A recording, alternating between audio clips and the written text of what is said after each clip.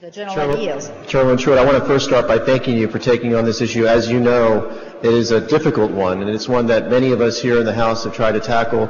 I know myself, Speaker Craddock, Representative Wally, Johnson, and Farias, and others had bills to try to address this issue. You authored bills, indeed you did. So we know that this is a problem. And I'm delighted, by the way, that you're a joint author on these bills. And I'm delighted to be a joint author. And you said it earlier too in your layout that it's not a perfect bill, and you and I probably would like to see things to be, go a little bit further one way or the other, but it is a worked upon bill. You worked with both sides. We try to get some common ground, and this is what we have here.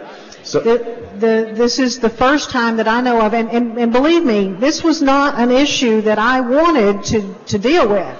It's a very challenging and very strong feelings on both sides of the issue. And in fact, a few sessions ago, I know Representative Flynn carried a bill, and I remember sitting back thinking when he was in the midst of the firestorm up here at the front mic thinking, boy, I'm glad I'm not carrying that bill. Right. Well, guess what?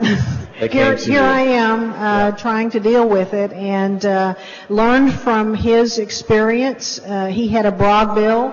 It was heavily amended. It ultimately killed it. That's why I opted to go with a package of 3 tightly constricted bills that would hopefully allow us to pass something rather than just make it a target. And there's a couple of main points I think that everyone here in the chamber needs to understand, that there are some bad actors in this industry, and some of them do prey on those that are down and out, and that's what we're trying to prevent as much as possible here.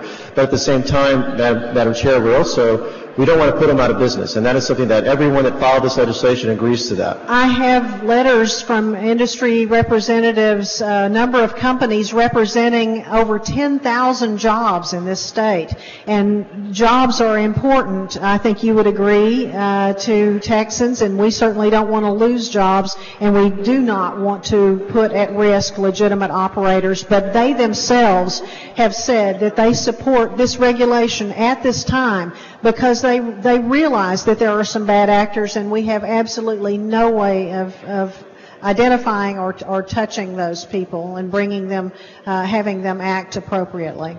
Chairman Truitt, do you think that the free market works best when the consumer is informed and educated?